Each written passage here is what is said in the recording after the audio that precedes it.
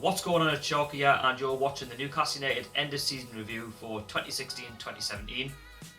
So it's been a week to the day that Newcastle United lifted the Championship trophy at St James's Park against Barnsley. If you want to hear the tale of how Newcastle did that, please stick around towards the end of this review and I'll let you know. So cast your minds all the way back to the summer when Newcastle United got relegated from the Premier League. Newcastle had Rafa Benitez as manager at the time. His future was up in the air because we've been relegated. Will he leave? Will he stay? The fans really wanted him to stay because when we played Tottenham, the last game of the season in the Premier League, when we had nothing to play for, everybody was singing his name. There was 52,000 fans there, and that says a lot. And Rafa Benitez really took to the fans that day, and the fact that we were shouting his name, it meant so much to him as the manager of our football club. And this dragged on for at least a week after the season had finished, and we were all wondering as fans, he's a big name manager. Will he want to stay with Newcastle in the Championship? As much as we're a big club, will he want to manage manage against the likes of Rotherham, Birmingham, Ipswich, Cardiff? And these were the sort of questions that we wanted to know. Will Rafa Benitez stay? And he's a big name manager in football. He's managed the likes of Chelsea, Real Madrid, Liverpool, Napoli. And he's won big trophies as well. He's won Champions Leagues, he's won the Europa League, and he's won FA Cups and so on and so on. His record speaks for itself. And a week later it was announced in the media that Rafa Benitez was staying at Newcastle. He wanted to rebuild the club and he did want to lock horns with some of the Championship managers. Obviously the Championship being new to him, and he wasn't fazed by it, and that was great. And it wasn't just good for me as a fan, or not just for you as fans, but it was great for the community that Rafa Benitez wanted to stay at this football club, and it meant so much to us, and we all knew that we could trust him because of what he's done with other clubs. And Rafa Benitez was backed by Mike Ashley. He was given money to spend on players, so he brought in the likes of Dwight Gale from Crystal Palace. He brought in Matt Ritchie, Bo Diarme. All these are players that were going to be playing in the Premier League for 2016-2017, but that wasn't the case because they signed for us. And that says a lot, the fact that they've left Premier League clubs to sign for us, and it just shows the calibre of manager that we have in Rafa Benitez, and it shows that they're willing to play for him and they're willing to play for this football club. And they know if they play for this football club, they can create history. They can make names for themselves. And they know that they can learn a lot from Rafa Benitez, and Rafa Benitez can develop these players into bigger and better players. And so he brought in a few more players. He brought in Lazar and Matt Sells, tried and tested. Some of them went on to do well, some of them didn't. And that's a thing when you pay for players. They might go for a lot of money, but sometimes you just got to take a risk. And he sold off some of the deadwood, the likes of Sissoko, Wijnaldum, players that were just playing for themselves. They weren't playing for the shirt, they weren't really interested. And Rafa Benitez managed to sell them on to Liverpool and Tottenham respectively for decent money, and that was good for the football club. The fact that we managed to buy players and we managed to sell players on for a profit. So going into the season it was quite interesting. We're done with pre-season. A lot of the fans turned out in numbers to go and see the friendly games, and just to see the new revolution and to see how the club would move forward under Rafa Benitez, and everything was looking positive. Even the family fun day, I'm sure there was at least 4,000 to 5,000 fans that turned up. Players, signing autographs and getting pictures with the fans, and this is when it all came together, and we haven't had this for years. So, that was fantastic. So anyway, going into the season, it proved to be an interesting season. A season where we went on an unbeaten run. We had a few bumpy rides, and then obviously we had an unbeaten championship record towards the end of the season, so stick around for that. And so we started off in August. We all knew the fixtures. The first couple of fixtures we had Fulham away and Huddersfield at home. We managed to lose both of those games. I mean, if I'm honest, I wanted to take a draw away to Fulham. And I think we should have beat Huddersfield at home, which wasn't the case. We managed to lose both games, and I think at that stage we were kind of underestimating the Championship, thinking, we're just going to steamroll it because we had Rafa Benitez. And that wasn't the case, because Rafa Benitez always changes his squad each and every game that he plays, and he's always tinkering around with the formations. And it was kind of a lesson really for the players that if you don't roll your sleeves up and play, you can't get done by Championship teams. And I wasn't worried. I mean, were you worried? When we lost the first two games, we were rock bottom of the league. Leave your comments down below. I mean, I wasn't worried. It was more like we're going to have to try eventually. We're going to have to try and get a win. And it was amazing how only 3 days later at St James's Park we had Reading, and this was like a pressurised game in August. We had to, we really had to win, and we didn't have it all our own way. We kind of had to dig in deep, and in the end we ended up winning the game 4-1. And I remember that, Jaap Stam, the Reading manager, came out and said, "Oh, Newcastle didn't deserve to win the game, but hold on, if you win the game 4-1, there's only one winner. It's not like we've only won the game 1-0 or 2-1." So you're going to get comments like that from managers in the Championship, and we had to win a game eventually, because if we kept losing, then obviously the nerves would have kicked in. So obviously going into the next few games, this is when the good run came about. So obviously our first away result was away to Bristol City. Dwight Gale got the only goal, and this is where we won our first away win of the season, and that was good. It was our first away win, and we hadn't won many in the Premier League, so the fact that we won away from home, we're just savouring the moment, And we weren't convincing in that game, but we got the result that counted. And then after that, we went on to play Cheltenham in the Cup. We beat them. It's St James's Park, a League 2 club at the time.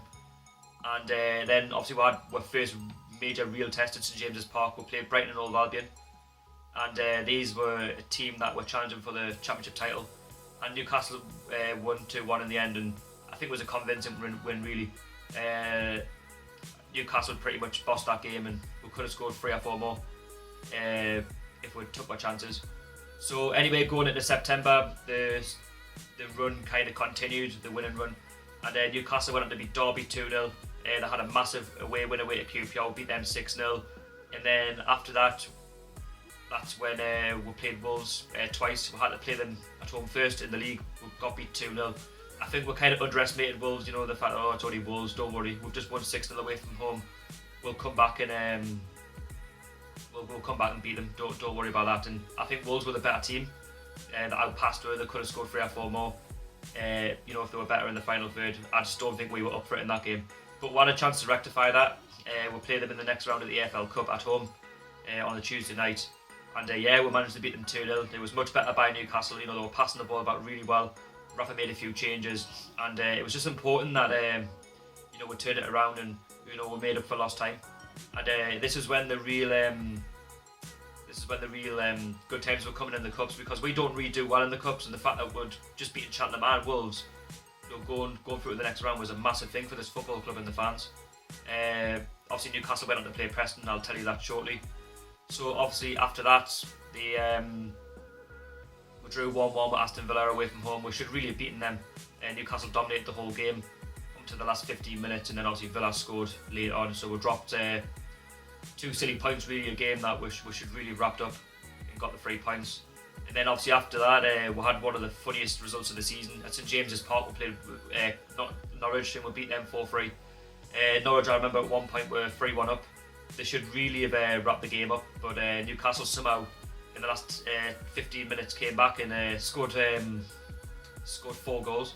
Also, I say 3 goals, and managed to come out 3-0 winner, 4-3 winners. And I just remember that night everyone was going absolutely mental, and it meant so much for the football club. And the fact that Norwich were a team that had just been relegated from the Premier League with us, they were pretty much, I feel they were like top 2, and they were trying to get automatic spots. So the fact that we beat someone around was a massive thing. So anyway, going into October, we beat Rotherham at home. Away from home we beat Brentford. We also beat Barnsley, Ipswich, and then also towards the end of October we've done the double over Preston North End. So obviously we beat them 6-0 in the EFL Cup. Mitrovic had a storm of a game. He doesn't have many, but he was, Mitro was on fire, and we could have scored more really, but there was an argument where Preston playing now that second string team, because it pretty much was a second string team, but if you don't take the cup seriously, that's what happens. And then obviously we'll play them at Deepdale. We'll only beat them 2-1. Preston obviously put out a better team, and it was obviously going to be difficult away from home. And Newcastle got the result that mattered. Newcastle got the 2 crucial goals, and obviously Preston made it interesting. They got the goal at the end, and then they could have had a penalty at the end. And I remember Simon Grayson talking about it in the media. They could have really, if I'm honest, but 3 points is 3 points. So anyway, going into November, obviously Newcastle have qualified in the EFL Cup. Going into November, We played Cardiff, we beat them at home 2-1, and then obviously we beat Leeds. This is like one of our biggest games of the season away from home at Elland Road. It was on Sky Sports. Newcastle beat them 2-0. Rob Green had a howler. Newcastle could have scored 3 or 4 more, but like I say, 3 points is 3 points. And then, this is where Newcastle could have set a record for winning so many games, and I'm sure it was like 13 or 14 games unbeaten, something like that. Or was it 17 or 18? I can't remember. But anyway, Newcastle could have set a record, and they had Blackburn at home, like one of the worst teams in the league. They were battling at the foot of the table, and this was pretty much a rubber stamp victory for Newcastle. But like I say, supporting Newcastle, they don't do anything easy, and I remember it wasn't a good game. This is probably the angriest I've been all season. The way we'd set up, the fact that we didn't even test Blackburn that much. Blackburn weren't even good themselves, but they got the crucial goal in the second half through Charlie Mulgrew, and they beat 1-0, and that was the end of the unbeaten winning streak. So that it wasn't good enough really, but Newcastle, like I say, they don't do it easy at home, and they don't. And the home form this season hasn't been great. So anyway, despite that, Newcastle went on to play Hull. Obviously, they were a Premier League team at the time in the EFL Cup. This was a game that it was a tight game. Hull obviously were battling in the relegation zone, and they still are today as I speak. They could officially be relegated from the Premier League, and it was, it was a 50-50 game. Both testing each other out. Who's good at this, who's good at that. Obviously, it finished 0-0, went in extra time. Newcastle got the crucial goal. However, they couldn't hold out, and it was a bit of a shame really, because in the extra time Newcastle were the better team. But like I say, they couldn't hold down, and Hull went on to equalise. They drew 1-1. It finished 1-1, went into penalties, and obviously Hull beat 1 pens, and I thought we were absolutely shocking on pens. And I don't know what Rafa was telling them, but yeah, the players just did not show up on the penalty shootout. So obviously that was Newcastle knocked out of the EFL Cup in the quarter-final stage. But to be honest with you, credit to the lads at the fact, as a championship club, the fact that we've got this far is a massive thing, and that only instills the confidence into the players, and it galvanises them to go on forward. So after that, starting in November, we played Nottingham Forest away. This was a controversial game for Newcastle United. Newcastle got 2 players sent off. Obviously, Lansbury was one of the main talking points. He was rolling all over the pitch, and I remember Dummer getting sent off, and Carl Darlow saved 2 pens, and we ended up losing the game. And I thought the referee had a shocker, and it was on TV as well, so everybody knew how much of a bad game that this referee was having. And it was like, what is going on? How I feel about the championship referees and the linesmen. They're not that good. They're so inconsistent. They never get anything right, and it was just like, Dummer getting sent off, and there weren't even red cards, and in the end they ended up getting rescinded. And this is when Newcastle fans took hate to Henry Lansbury of Nottingham Forest. So after that, Newcastle went away to Birmingham. Went and drawn that game. Wasn't the best game on the eye. And then we played Wigan away, a game I went to, and Burton. 2 teams battling at the wrong end of the championship table. We beat them both. And then obviously going into Christmas, on Boxing Day we played Sheffield Wednesday at home. We got beat 1-0. They were by far the better team. This was like one of the biggest games. And Sheffield were battling for a playoff spot, and in the end they ended up getting that playoff spot. And they were a good team, and they just missed out on promotion to the Premier League. Obviously they got beat off Hull, but they were better than us on that night. And we just couldn't cope with them, and they could have scored 2 or 3 more. And they were fully deserving of their 3 points at St James's Park. So after that, Newcastle United played Nottingham Forest on the 28th of December. So they had a chance to try and rectify the loss to Nottingham Forest, and the red cards, and the fans wanted to get one over them. And this was a game which Newcastle started really slowly. They weren't great, but Newcastle ended up winning the game in the end. Nottingham Forest went down to 10 men, and it was just a good all-round response. The fact that we got beat off Sheffield and we beat Nottingham Forest was a good thing, going into the new year. So obviously after that, going into the new year, January, the question on our lips was, will Rafa Benitez be given any money to spend in the January? And for me, I wasn't expecting Rafa Benitez to spend any money in the January, because I didn't think we had to really. Dwight Gale was on good form, Matt Ritchie was on good form, all the players were gelling at the time, and we were winning games. We were top of the league, and the fact that should we be going around spending 50 to 100 million on, Premier League players with high wages? It's not the answer, but fans, were you wanting to spend money? Leave your comments down below, because in the end, Rafa Benitez wasn't given any money, and it wasn't the be all end all, and it was fine. It didn't work out really bad. I know there was a hurdle ahead, but Newcastle were they were doing alright in the league, and you can't. You shouldn't be changing a winning team. If you do too many tweaks into the team, that might dent the confidence, and I'm glad that wasn't the case. So leave your comments down below to that. And going into January, we'll play Blackburn again. Still rooting at the bottom of the Championship. I've never seen Newcastle dominate an away game as much as we did in this one. Newcastle had something like 25 shots at the goal, 16 on target. Blackburn had 1 shot and 1 on target, and it was a set piece in which they beat 1-0. So obviously a team at the bottom of the league have done the double over us, and I was thinking, what is going on? This wasn't even a referee decision. We just couldn't score. We were so bad in the final third. It was just shocking. And the fact that Blackburn had done the double over was shocking in itself. A team that was heading towards League One. And obviously there was more questions. Do we need more players? Not really. We were doing all right. It was only a 1-0 defeat. On any other given day, we probably could have beaten them 4 or 5.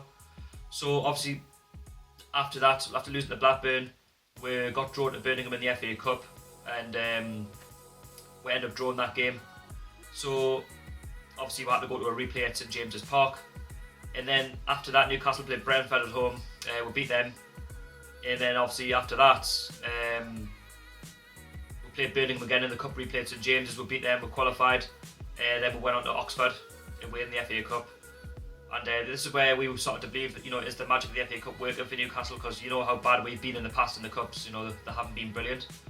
So obviously after that, we went on to play Rotherham at home. We beat them. And then obviously we came on to Oxford away. Rafa made loads of changes. This was a League 1 or 2 club at the time, and we were expected to go on and beat Oxford, and it wasn't the case. Rafa made so many changes, and we were so lethargic and bad in that game. We ended up getting dumped out, and it doesn't shock you with the history of our FA Cup run, because we've lost to the likes of Stevenage, Peterborough, you name it, and it's not good enough. But at the end of the day, we had bigger fish to fry at the time, and trying to get promotion back to the Premier League was the key. I know a lot of fans were quite disappointed. I mean, we want to use interest in winning the FA Cup. Were you interested in the cup run, or were you disappointed that the fact we got knocked out of the FA Cup? Please leave your comments down below. And that was that. So obviously going into February, this is where we're starting to drop silly points. So obviously we drew 2-2 with QPR at St James's Park, a game which a little bit smidgen of quality. We could have beaten them, but lethargic again in that game. Then obviously we played Derby at home, Steve McLaren's team. Obviously a manager who had just got us pretty much relegated from the Premier League.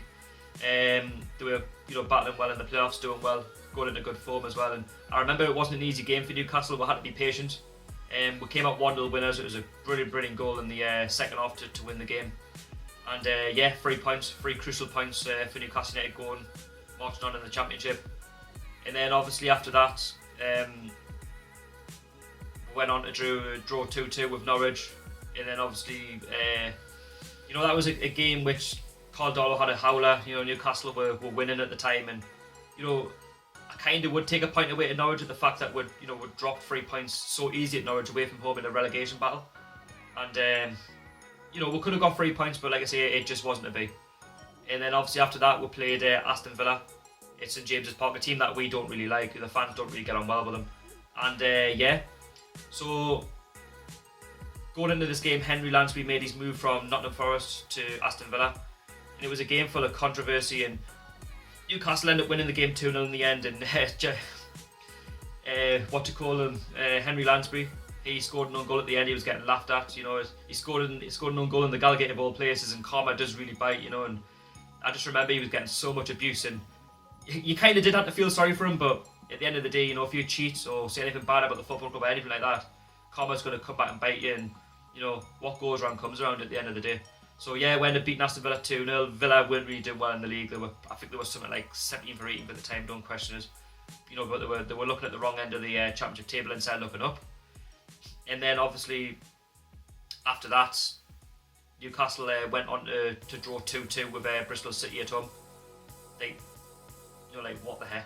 Like, we were 2-0 down against a Bristol team that was struggling at the wrong end of the table, and this is where we shouldn't be dropping points at home against teams like this. And I remember we were shocking in the first half. Bristol, they were nothing special, but they got a couple of goals, and the fact that that they were 2 up, and then we had to come back in the second half and draw the game 2-2. A game which we could have won at the end, with a little bit better in the final third. The fact that we're giving teams like advantages like that, then it's just not good enough, and we should have beat them in the end. But like I say, I was happy with our point because the fact that we were 2-0 down, Newcastle got a crucial point, which obviously meant a lot in terms of Newcastle winning the championship. So after that, Newcastle United at the end of February played Brighton, and then obviously they had to play Huddersfield and Reading. These were 3 massive games because these were the teams that were challenging Newcastle for the championship title. Brighton, okay, but the fact that Huddersfield were still challenging Newcastle, for an automatic spot to go up to the Premier League was a massive thing for them because they're not exactly the biggest club and they don't exactly have the biggest budget. And nobody would have thought Huddersfield would be anywhere near the top 6, never mind the top 10, on the budget that they've got, and that all goes, credit to David Wagner for what he's done. And this was a massive game for Newcastle away from home. Obviously, we've just beaten them at St James's Park 2-0 at the start of the season, so it was never going to be easy away from home. They've got such a good home record, Brighton. And Newcastle came out 2-1 winners. Newcastle obviously conceded the first goal. Brighton were 1 up. It was kind of a controversial goal. It was a pen, which obviously came from the resulting corner, which in my opinion was never a penalty. And Newcastle were 1-0 down at half time. Newcastle showed up in the second half, got 2 quick-fire goals, and I remember this is where Newcastle fans started to believe that we're going to pull away from Brighton and Huddersfield and that we're going to go on and win the championship. Then obviously after that, going into March, Newcastle played Huddersfield away from home. Another tough game, another game that was on TV. And Newcastle went on to win this game 3-1, and I felt that Newcastle were, I wouldn't say comfortable 3-1 winners. It was a 50-50 game, but Newcastle got the 3 goals that counted, and they showed their quality really, which Huddersfield were lacking. We took our chances, they didn't.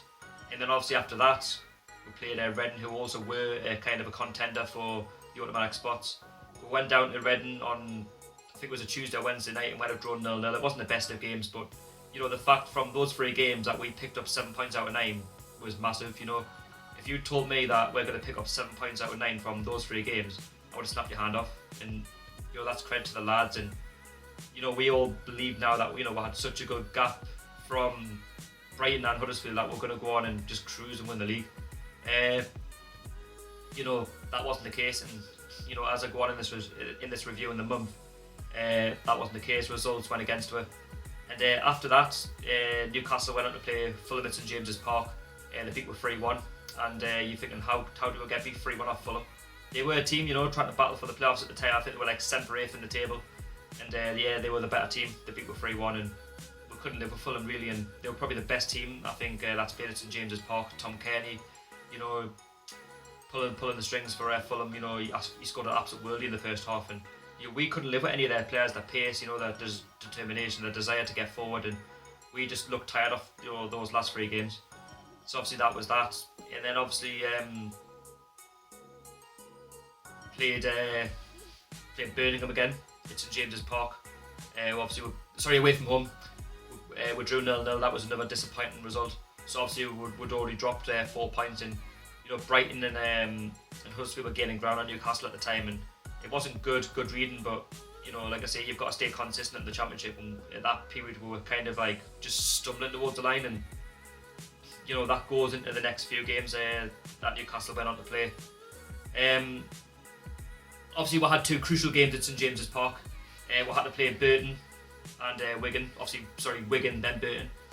These are 2 teams that were battling to stay in the championship, and I remember Newcastle were just so poor in these games, even though we beat both of them. Obviously the Wigan game, we're just lacking in the final third, and for their goal we just weren't switched on, and a better team probably would have punished Newcastle, and we probably would end up drawing or losing that game. The same with the Burton game really. However, that one was a controversial game. The referee gave Newcastle a pen, and Newcastle stepped up with Matt Ritchie, and then all of a sudden it wasn't given. There was a big fracas on the technical error of Rafa Benitez and his coaching staff, and the linesman, the referee's like, what's going on? What's happening? Or is it going to be a retake? And the fact that we never got a retake, was a bit like, what? You know, like like what's going on? You know, and you know the fact that, you know, Newcastle won that game 1-0, everyone's going to look at that with something and, oh, you've only beaten Burton 1-0, but hold on. Yeah, okay, we're lapped in the final third, but it could have been 2 or 3 more. It was a bit of Richie magic, which got with the win, and obviously with 6 crucial points to keep in touch with Brighton and Huddersfield and going on to win the championship. So obviously after that, Newcastle United went on to play Sheffield Wednesday away, and we lost that game 2-1. So obviously Sheffield Wednesday had done the double over. They were in the playoff spots at the time. They were better than us, outpassed with, outplayed with. Obviously we got a late goal at the end to try and make it interesting for Mitrovic, but like I say, it didn't work out. And this is when Brighton went top of the league, and you know they were going to go on and maybe try and clinch promotion to the Premier League before us. After that, Newcastle United went on to play Leeds at home. This was another massive game for the football club. Obviously Brighton had just went top of the league and beaten Wolverhampton away from home. We played Leeds at home at Court 8, and Newcastle had to win this game to try and keep in touch with Brighton because they had a gap on us now. And Leeds obviously were in the playoffs at the time, you know, trying to get promoted back to the Premier League.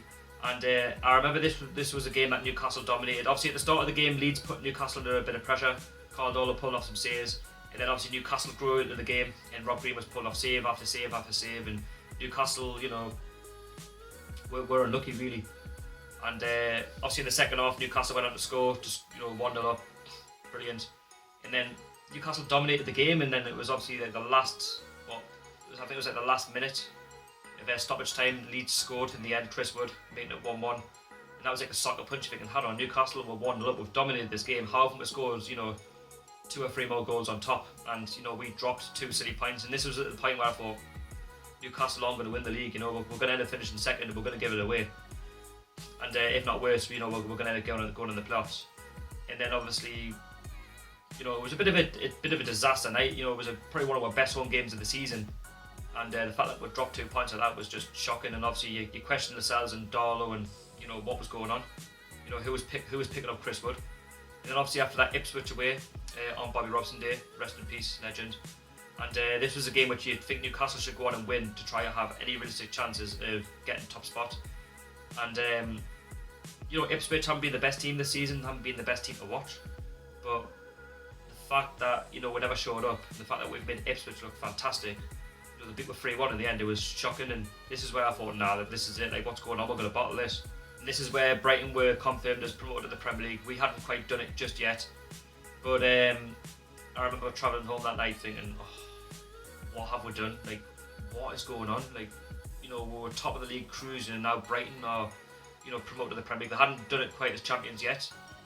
So obviously going into the next game, Newcastle had a crucial game to home at Preston North End, and this was a game if Newcastle had won, we would have got promoted back to the Premier League. And this is where I made my YouTube channel, because I wanted to make an opinion on on Newcastle and things like that. And yeah, we ended up beating them 4-1. It was fantastic, and this is where things started to turn for Newcastle. You know, we were promoted back to the Premier League. We were now battling with Brighton for the chance of winning the championship. Brighton obviously had 3 games and only had to win 1 game to get promoted back to the Premier League. Obviously they had to play Norwich on the Friday night to have any chance of winning the championship. Obviously they lost to Norwich. You know, Norwich were out of the playoffs, and you know that was a bit of a shock for them because they've got a decent budget, and the fact that they've got good players and they haven't made it to the even to the Premier League with us is quite strange really. And obviously they lost that, and then Newcastle went up to play Cardiff, and you know, this was a tough away game for Newcastle because obviously we'd beaten Cardiff 2-1 at St James's Park at the start of the season, and you know, Neil Warnock had Cardiff playing some good football. And then obviously, you know, at the time, you know, we were 7 points behind Brighton obviously when they were confirmed as promoted to the Premier League. The fact that we beat Preston, it reduced that gap to 4, and obviously we went on to beat Cardiff 2-0, and then that gap was obviously reduced to 1 point. Obviously Brighton had the game in hand. They had to play Bristol City at home, and it was all set for them to go on and win the championship. Bristol, you know, not being the best team this season, and somehow they've lost 1-0, and it went into the last game of the season. You know, Newcastle were only 1 point behind, and you know, it was all in Brighton's hands really. And then obviously after that we played Barnsley at home, and Brighton were obviously playing Aston Villa away. And it was like, like what's going to happen. There was going to be so many twists and turns, and there was, because Newcastle obviously, they were 2-0 up at the time, and then obviously Newcastle were winning the championship as it stood in the maths. And Newcastle obviously had 94 points. Brighton obviously had 93. Obviously they were drawn 0-0 with Aston Villa, and then obviously the shock came. Aston Villa had conceded, Brighton scored, and they were winning the championship. We had obviously 94 points. They had 95 points. And then Newcastle just kept playing that game at St James's. There was so many twists and turns, and the fans were like, "Oh, what's going on?" Have Aston Villa equalised and all that kind of stuff. And then obviously in the 89th minute, Newcastle scored a third goal with Dwight Gale, 3-0.